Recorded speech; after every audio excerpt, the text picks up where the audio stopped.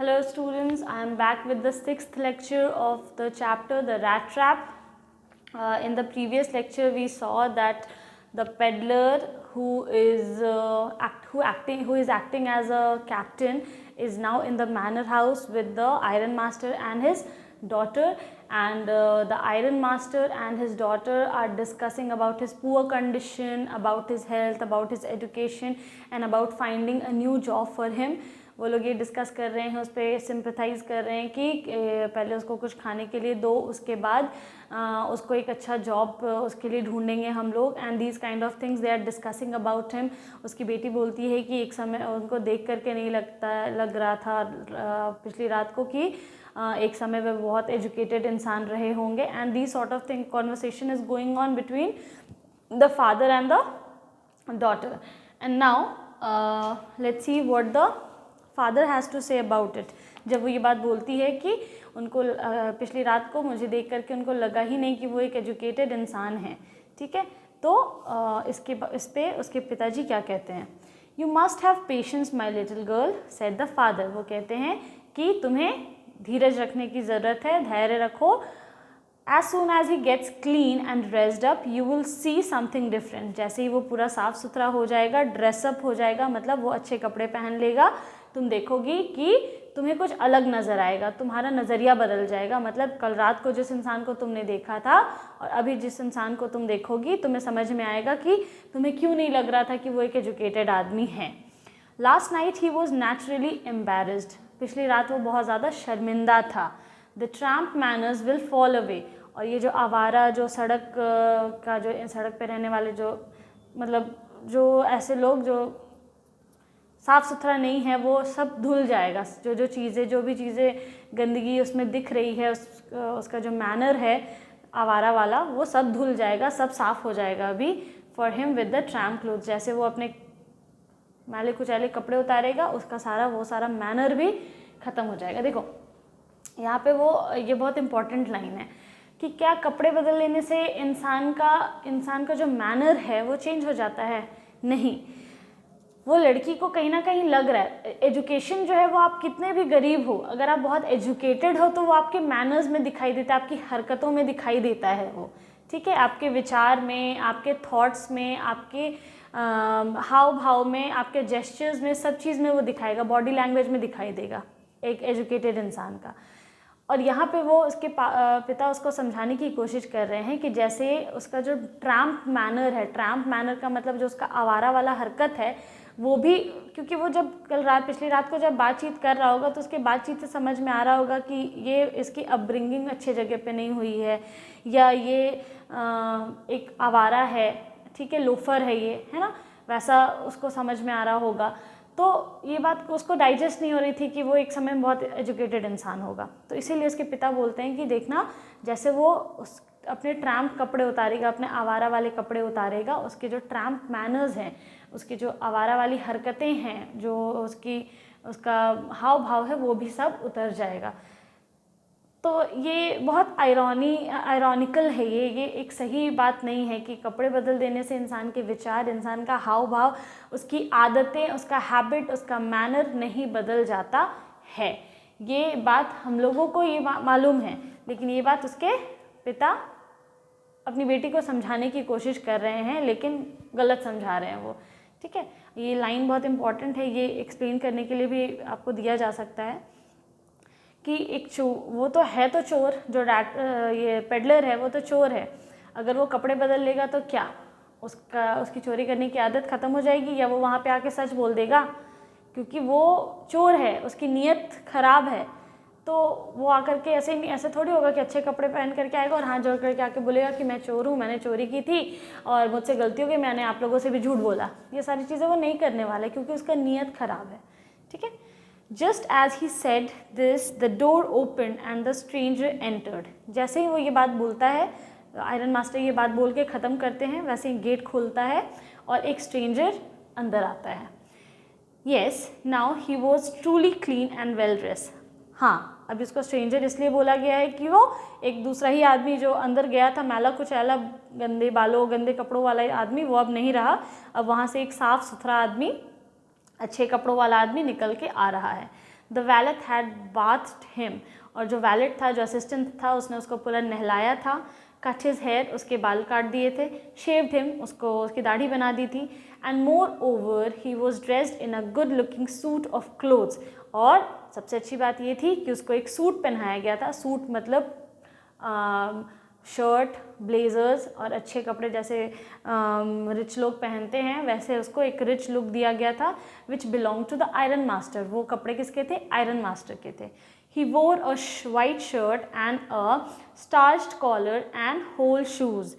उसने एक white colour की शर्ट पहनी थी और स्टार्च्ड कॉलर। स्टार्च का मतलब होता है जो कड़क करने के लिए कपड़ों में डाला जाता है ना, तो कॉलर ताकि बिल्कुल खड़ा रहे तो स्टार्च किया जाता है। तो कॉलर जो है वो टाइट रहे, पूरा कड़ा कड़ा, तो उसके लिए स्टार्च किया जाता है कॉलर को। तो उसने वैसे शर्ट पहने थे वाइट कलर के और शूज़ पहना हुआ था। But although his guest was now so well groomed, the Iron Master did not seem pleased. अभी यहाँ पे कहानी में आया ट्विस्ट। कहानी में क्या ट्विस्ट आया कि अब तो वो साफ़ सुथरा होकर के निकल गया था उनका गेस्ट, भले ही वो वापस आ गया था साफ़ सुथरा होकर के, ड्रेस वेल ग्रूम्ड होकर के, सज सवर के। ग्रूम का मतलब सजना सवरना, सब तैयारी करके वो आ गया। लेकिन अब जो हमारे होस्ट हैं यानी आयरन मास्टर, वो खुश नहीं नज़र आ रहे हैं। क्यों नहीं नज़र आ रहे हैं? He looked at him with puckered brow. Puckered brow का मतलब होता है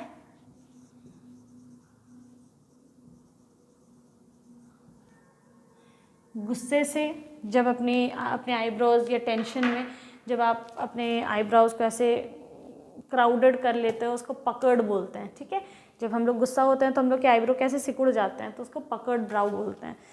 तो वो उसकी तरफ यानी आयरन मास्टर पेडलर की तरफ पैकर्ड ब्राउज से देख रहे हैं। And it was easy to understand, ये बात उनको समझ में आ गई थी, that when he had seen the stranger fellow in an uncertain reflection from the furnace he might have made a mistake. अब उनको ये बात समझ में आई कि कल रात जब उन्होंने उसको भट्टी के लाइट में देखा था, वहाँ लाइट नहीं थी उस फॉर्ज में, तो उन्होंने उसको कैसे देखा? जो भट्टी से जो भी हल्की फुल्की रोशनी आ रही थी उससे देखा था उसने। और जिस आदमी को उन्होंने देखा और कोई और समझ लिया, ये एक बहुत बड़ी गलती हुई थी उनसे। ठीक है, but that now when he stood there in broad light, लेकिन अब तो लाइट पूरी है, ब्रॉड डे लाइट है ना, चारों तरफ लाइट ही लाइट है। It was impossible to mistake him for an old acquaintance. अब तो वो क्लीन शेव, दाढ़ी वाड़ी सब क्लीन करके आया है, तो अब दिन के उजाले में उसको कोई और समझना ये नामुमकिन था। भले ही वो रात में उसको कोई और आदमी समझ लिए थे, क्योंकि हमारी रोशनी कम थी, उनको अच्छे से दिखाई नहीं दिया और उन्होंने कोई और समझ लिया उसको। लेकिन अब जब उजाला है इतना और इतनी रोशनी है, तो उनको कोई और इंसान समझना ये नामुमकिन था। What does this mean? He thundered. वो गरजते हैं, इसका क्या मतलब है? The stranger made no attempt to dissimulate. और स्ट्रेंजर को भी समझ में आ गया था कि उसकी पोल पट्टी खुल चुकी है।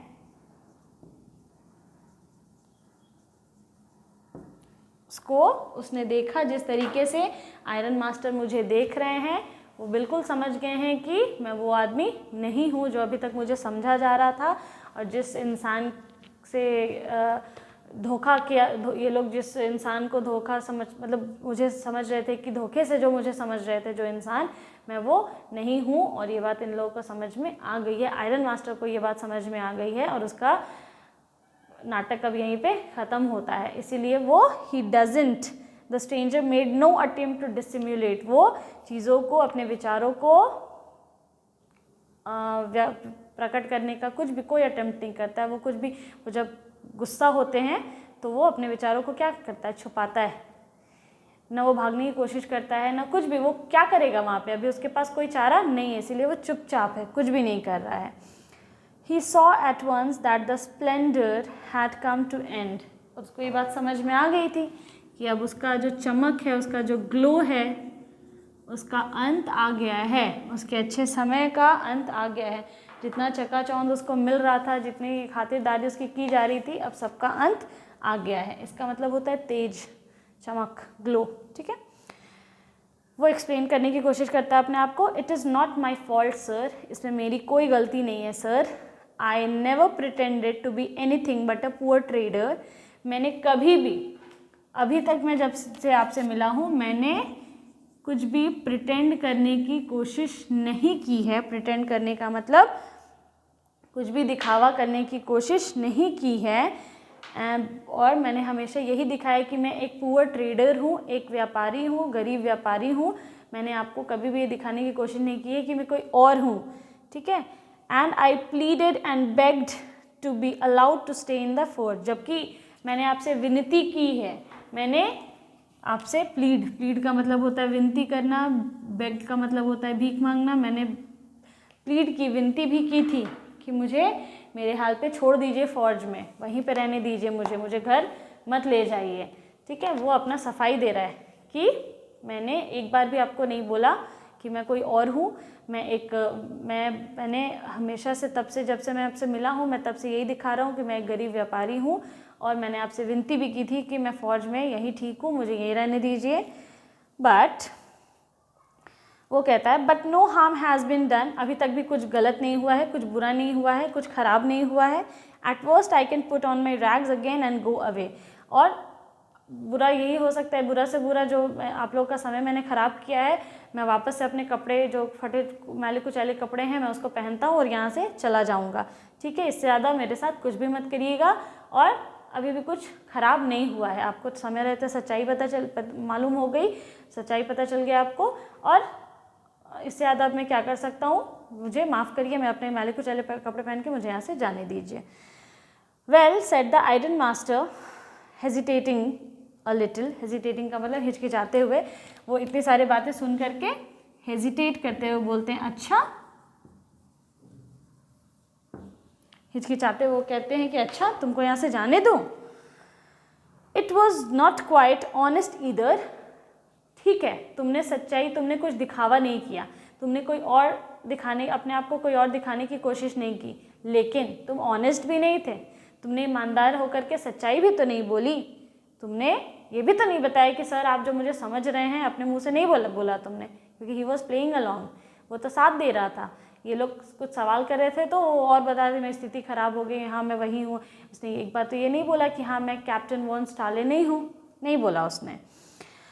यू मस्ट एडमिट दैट, तुम्हें ये बात माननी होगी, and I should not be surprised if the sheriff would like to have something to say in that matter, और बोलते हैं कि मुझे बिल्कुल भी अचंभा नहीं होगा या परेशानी नहीं होगी अगर शेरिफ आकर के तुमसे इस मैटर में बात करे तो। शेरिफ का मतलब होता है पुलिस, शेरिफ पुलिस को बहुत सारे वर्ड से बुलाया जाता है, कॉप्स, शेरिफ, पुलिस, ठीक है। तो वो बोलते हैं कि ये एक्चुअली ऑफिसर पोस्ट को बोलते हैं शेरिफ, जैसे यहाँ पे इंस्पेक्टर होता है वो वहाँ पे शेरिफ होते हैं। तो वो कहते हैं कि मुझे बिल्कुल भी आश्चर्य नहीं होगा कि मैं पुलिस को बुलाऊं, क्या तुम चाहते हो कि मैं पुलिस को बुलाऊं और तुमसे वो इन सारी बातों को उगलवाएं और इस बारे में तुमसे बातचीत करें। तो शेरिफ का नाम जैसे ही आया, the tramp took a step forward and struck the table with its fist, वो बौखला जाता है, ठीक है, क्योंकि जैसे ही वो पुलिस का नाम सुनता है वो बौखला जाता है, वो एक स्टेप आगे आता है, वो अभी तक खड़ा था वो एक स्टेप आगे आता है और टेबल पे ज़ोर से अपना मुक्का मारता है। Tramp took a step forward and struck the table with his fist, fist का मतलब होता है मुक्का, वो ज़ोर से मुक्के टेबल पे अपना मुक्का मारता है। Now I am going to tell you, अब गुस्सा आ गया उसको, वो कह रहा है now I am going to tell you mister iron master, अब मैं आपको बताता हूँ mister iron master how things are, चीज़ें कैसे हुई। He said this whole world is nothing but a big rat trap, अब मैं आपको सच्चाई, वो आईना दिखा रहा है, सारी बातें अपने जो ज्ञानवर्धक बातें थी उसकी, जो भी उसका थ्योरी था, जो भी उसका जो अपना साइकोलॉजी वो बना करके रखा था रैट ट्रैप और वर्ल्ड वाला, वो अब उनको समझाता है। अब मैं पूरा बौखला के कहता अब मैं बताता हूँ आपको चीज़ें कैसे होती हैं, ये जो पूरी दुनिया है ना ये बहुत बड़ा सा रैट ट्रैप है, ये चूहेदानी है। All the things that are offered to you are nothing but cheese rinds and bits of pork. यहाँ दुनिया में जितनी भी चीज़ें हम लोग को ऑफर की जाती है, जितनी भी चीज़ें हम लोग के सामने आती हैं या दी जाती है हम लोग को, ये कुछ नहीं है बट बेट्स है। बेट मतलब चारा है, और जैसे चीज़ राइंड होता है, चीज़ का मक्खन का टुकड़ा है, बिट्स ऑफ पॉर्क है, मीट का टुकड़ा है। Set out to drag a poor fellow, और ये इनको इसीलिए रखा जाता है ताकि इसमें हमारे जैसे बेचारे लोगों को परेशानी में खींचा जा सके। Set out to drag a poor fellow into trouble, और ये सारी चीज़ों को वहाँ इसीलिए रखा जाता है कि बेचारे लोग, पुअर फेलो, उसमें खींचे चले आएँ, ड्रैग होते जाएँ। And if the sheriff comes now and locks me up for this, then you, Mr. Ironmaster, must remember that a day may come when you yourself may want to get a big piece of pork and then you will get caught in the trap. और कहता है कि हाँ, और अभी अगर sheriff आकर के मुझे ले जाते हैं, पकड़ लेते हैं और लॉक कर देते हैं, तो आप आयरन मास्टर ये बात याद रखिएगा कि आपका भी दिन आएगा, एक दिन आपको भी, आप भी किसी पीस ऑफ पॉर्क की तरफ अट्रैक्ट होइएगा। मतलब दुनिया में कोई चीज़ आपको भी टेम्प्ट करेगी, आप भी किसी चीज़ की तरफ खींचे चले जाएंगे और आप भी एक दिन उस जाल में फंस जाएंगे। तो वो यहाँ क्या कर रहा है, कितनी बचकानी हरकत कर रहा है वो। उनको किस तरीके से समझाने की बजाय वो उन पर ही उल्टा गुस्सा हो रहा है और उनको वर्ल्ड का जो अपना थ्योरी है वो समझा रहा है, दुनिया और रैट ट्रैप का, कि आप अभी मेरी बारी थी, ये दुनिया जो है वो रैट ट्रैप है, अभी मेरी बारी थी कि मैं चीज़ों को देख करके उसकी तरफ अट्रैक्ट हुआ और बेचारा मैं परेशानी में फंस गया, क्योंकि दुनिया में जो चीज़ें हैं, जो लग्जरी चीज़ें, मटीरियलिस्टिक चीज़ें हैं, जिसके तरफ इंसान अट्रैक्ट होता जाता है, वो सब क्या है, चारा है, और वो हम लोग के बेचारे लोगों को, हमारे जैसे बेचारे लोगों को अपनी तरफ खींचता है और फिर परेशानी में डाल देता है। आज मुझे अगर पुलिस आती है, अरेस्ट कर लेती है, तो कोई बात नहीं, आप याद रखिएगा कि आपका भी दिन आएगा, एक दिन आप भी किसी चीज़ की तरफ अट्रैक्ट होइएगा और आप भी फंस जाइएगा और उस दिन आपको मेरी याद आएगी, उस दिन आप भी परेशानी में होंगे। The iron master began to laugh, और ये सुन करके, इतना सारा सब कुछ सुन करके जो आयरन मास्टर हैं वो हंसने लगते हैं। That was not so badly said, my good fellow, और वो कहते हैं अच्छा मेरे अच्छे आदमी, चलो तुमने जो ज्ञानवर्धक बात बताई वो इतना भी बुरा नहीं था, बहुत अच्छे। Perhaps we should let the sheriff alone on the Christmas Eve, चलो कोई बात नहीं, इस बार के लिए हम लोगों को जो शेरिफ हैं, जो पुलिस हैं, उनको क्रिसमस अकेले मनाने देना चाहिए। But now get out of here as fast as you can, और अभी फ़िलहाल यहाँ से जितनी तेज़ी से निकल सकते हो उतनी तेज़ी से निकलो। देखो यहाँ पे आयरन मास्टर के कैरेक्टर को कितना प्यारा दिखाया गया है, कितना अच्छा दिखाया गया है कि पहले वो एक इंसान पे तरस खाते हैं, ठीक है, और वो उसको घर ले आते हैं, और वो जो आदमी है तरस खाते हैं, क्यों? क्योंकि वो समझते हैं कि कोई और आदमी है, वो उस पर तरस। अब उनकी अच्छाई का तो जो इंसान उनको सच नहीं बताया, जो पेडलर था वो चाहता तो उनको सच बता सकता था कि नहीं कितना अच्छा आदमी है, उसके साथ धोखा नहीं करना चाहिए, उनको सच ना बता करके उनके अच्छेपन का फ़ायदा उठाता है। वो ये भी समझ गए यहाँ पे कि देखो मेरे अच्छाई का यहाँ फ़ायदा उठाया गया, वो यहाँ साथ में आया, मेरे साथ ऑनेस्ट भी नहीं था, वो ईमानदार भी नहीं था, वो ये सारी चीज़ों को सब कुछ देख रहे हैं, ठीक है, उसको अपने कपड़े भी दिए, उसके बारे में कितना अच्छा अच्छा सोच रहे हैं। और अब जब वो गुस्सा हुए और उसको बोले कि पुलिस को बुलाना चाहिए, तो वो इतना सब थ्योरी दे दिया उसको और अपना जो पॉइंट रखा, अपना तर्क जो वो रखा अपनी तरफ से, उस पर वो हंसते हैं, यानी उनका गुस्सा कितनी जल्दी शांत हो गया, ठीक है। और वो उसको कहते हैं चलो तुमने जो बात बताई वो उतनी भी बुरी नहीं है, अब तुम यहाँ से जितनी तेज़ी से निकल सकते हो निकलो। तो how kind, how generous and how much goodness there is in him, उनमें कितनी अच्छाई भरी हुई है ना। That amount of goodness that he is holding is such that makes him a great man, है ना।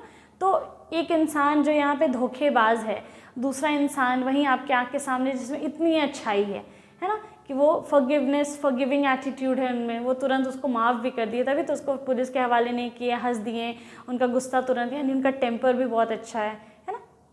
So these sort of things we can find in a person that makes us talk to him और be like him. ये सारी चीज़ें हम लोग को सिखाती है कि हम लोग उसके जैसा बनना चाहिए। So remember the theme of the chapter की हाउ क्या था, what was the theme, yes, हाँ, बुराई पे अच्छाई की जीत, है ना, गुड विंस ओवर इविल, है ना। यही था ना हमारे चैप्टर के, या जो भी सेल्मा लीगल ऑफ लिखती हैं उनका जो थीम होता है, यूनिवर्सल थीम यही होता है, that goodness can be awakened in any person, कोई किसी भी इंसान में through kindness, love and understanding. Goodness can be awaken in any person through understanding and love. तो यहाँ पे ये क्या दिख रहा है कि एक इंसान है जो इतना अच्छा है, जो अंडरस्टैंड कर रहा है, उसको समझ रहा है उनकी बातों को, यानी कि he is a figure of goodness, of understanding, of an understanding person. कौन? आयरन मास्टर अच्छाई की मूरत है, एपिटमी है किस चीज़ की, कि वो एक गुड कैरेक्टर हैं, उनमें इतनी अच्छाई है, काइंडनेस है, काइंड है, वो जेनरस हैं, उदार हैं।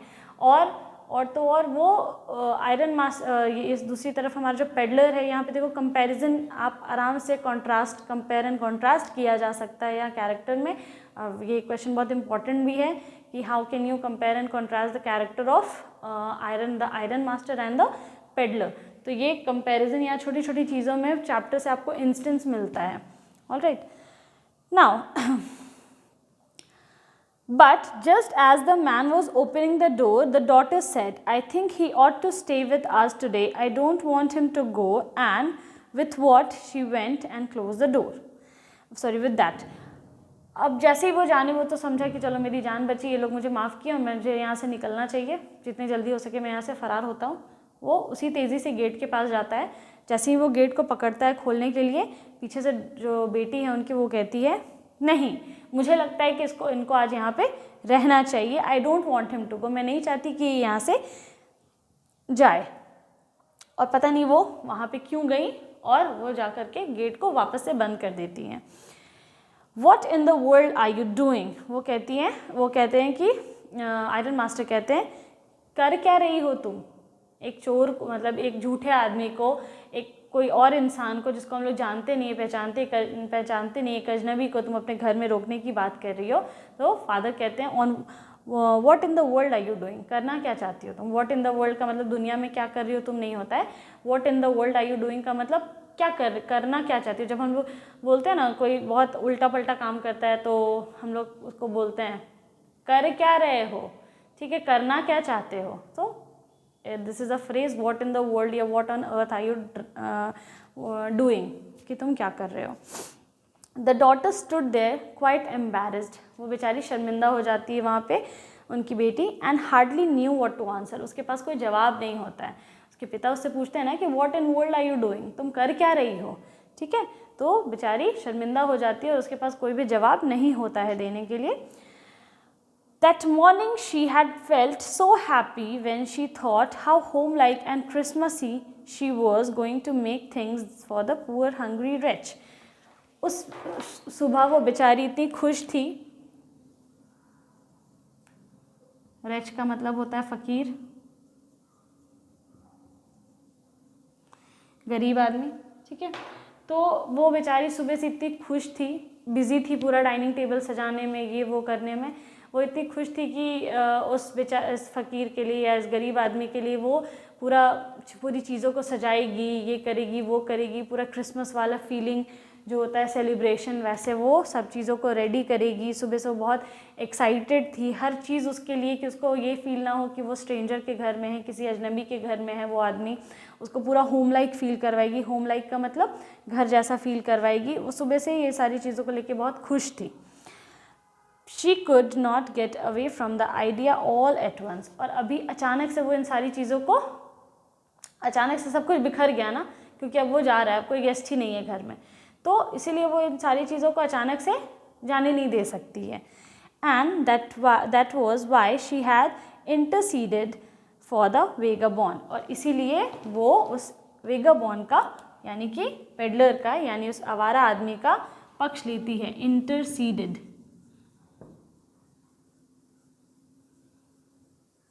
इंटरसीडेड का मतलब किसी का पक्ष लेना, किसी के साइड से बोलना, किसी की तरफ से बोलना, ठीक है।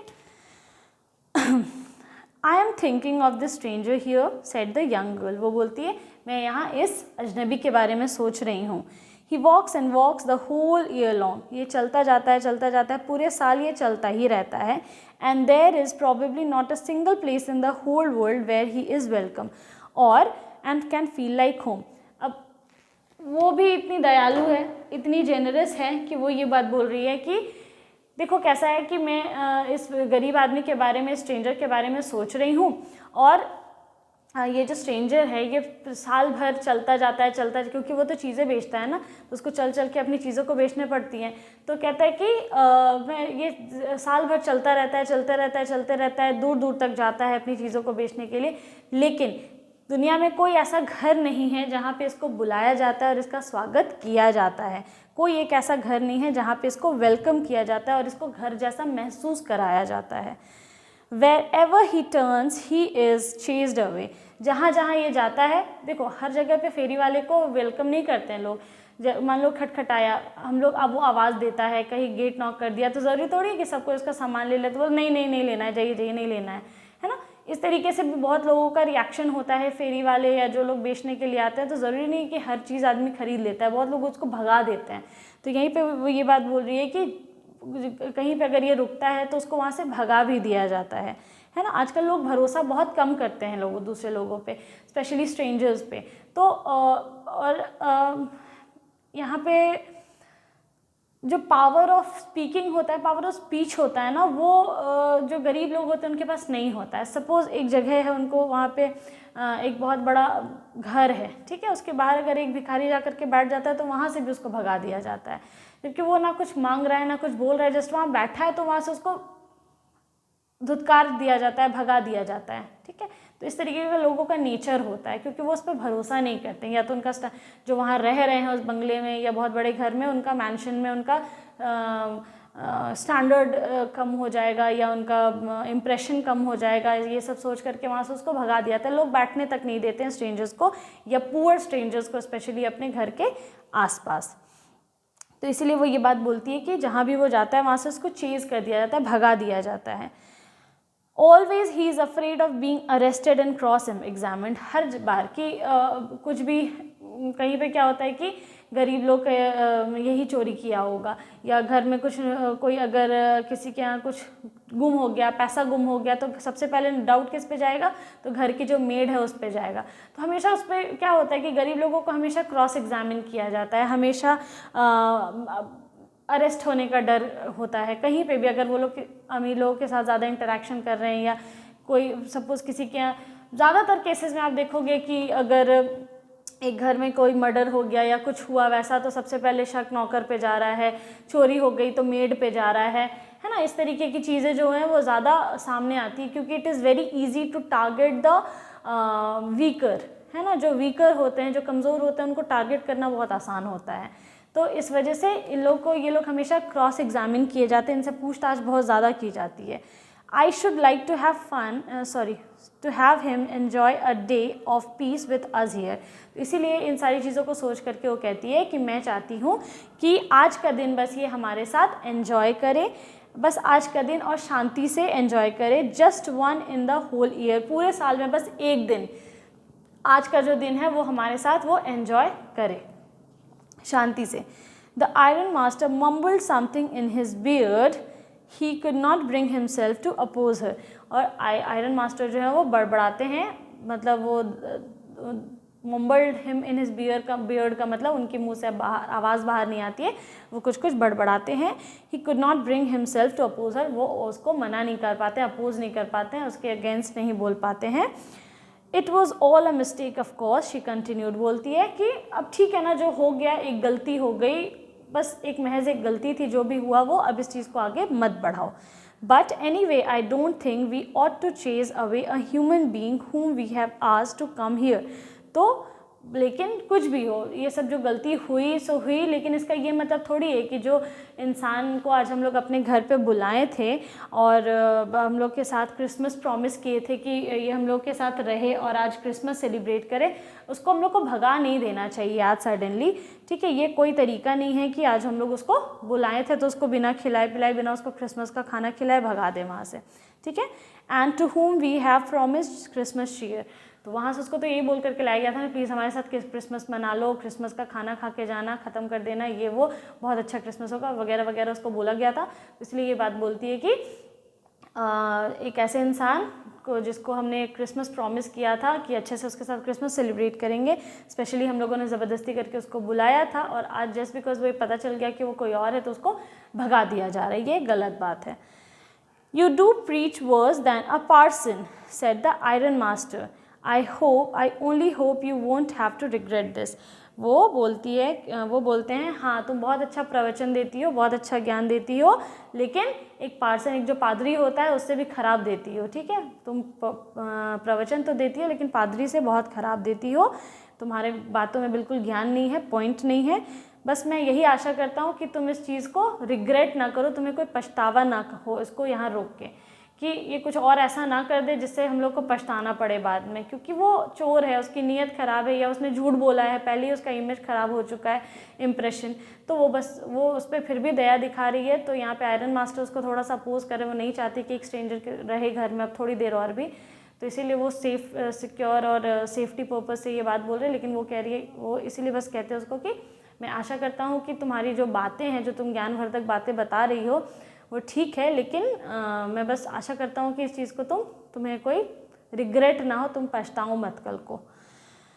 The young girl took the stranger by the hand and led him to the table. और वो एक्साइटेड हो जाती है, वो जो स्ट्रेंजर है उसको हाथ पकड़ करके लाती है और टेबल पे के पास ला के छोड़ देती है, यानी टेबल तक लेकर के आती है। Now sit down and eat, और कहती है बैठो और खाना खाओ, she said, for she could see that her father had given in. और वो देखती है कि उसके पिता वहाँ से चले गए हैं, क्योंकि वो ये सब नहीं देख सकते, थोड़े नाराज़ हैं, वो बात नहीं मान रही है अपनी पिता की, और वो खुश भी नहीं है कि एक स्ट्रेंजर घर में रुका है, ठीक है। इसीलिए वो उनके पापा वहाँ जा चुके हैं वहाँ से, और वो आदमी को बोलती है कि तुम बैठो और खाना खाओ। The man with the rat trap said not a word, he only sat down and helped himself to the food. जो आदमी रैट ट्रैप के साथ, यानी कि जो पेडलर है, वो एक भी लफ्ज़ नहीं बोलता है, एक भी शब्द नहीं बोलता है, वो चुपचाप बैठ जाता है और अपना खाना खुद निकालता है। Time after time he looked at the young girl who had interceded for him. और बार बार एक के बाद एक, थोड़ी देर के बाद वो लड़की को खाना खाता, लड़की को देख रहा है, खाना खाता, लड़की को देखता है, क्योंकि वो लड़की ने उसका पक्ष लिया था। वो अपने पिता से बहस कर चुकी थी उसको रखने के लिए और इतनी सारी बातें बोल चुकी थी, तो वो देख रहा है, खाना खा रहा है और उसको देख रहा है। तो उसके मन में बहुत उथल पुथल चल रही है कि एक ऐसा हो सकता है, उसके मन में ये चल रहा होगा कि एक ऐसा घर जिसको, कैसे लोग जिनको मैंने धोखा दिया, जिनसे झूठ बोला, कोई और बन करके यहाँ गया, फिर भी ये लड़की मेरा साथ दे रही है और मेरी मदद कर रही है, मेरी हेल्प कर रही है, मुझे रोक रही है, खाना खिला रही है। What has she done it? Why has she done it? उसके दिमाग में ये चल रहा है कि आखिर इसने ऐसा क्यों किया, इस लड़की ने ऐसा क्यों किया। What could the crazy idea be? और ये क्या पागल है? कोई पागल ही इस तरीके का करेगा, इस तरीके का हरकत करेगा। वो ये सारी बातें उसके दिमाग में चल रही हैं कि देखो,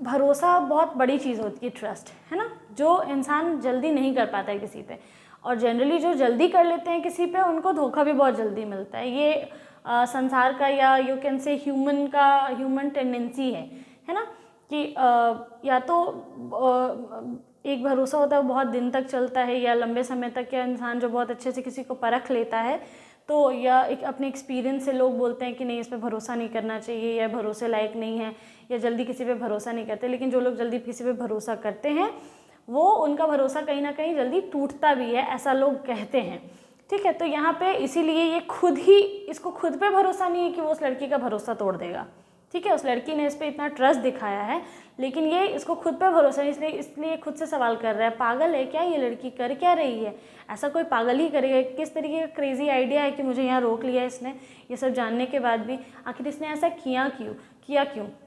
तो ये सारी चीज़ें उसके दिमाग में चल रही हैं, ठीक है।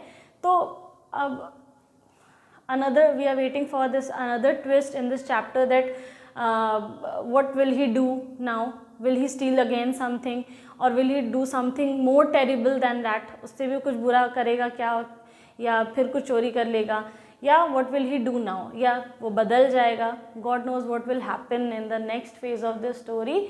So we will get to know it in the next lecture. Thank you.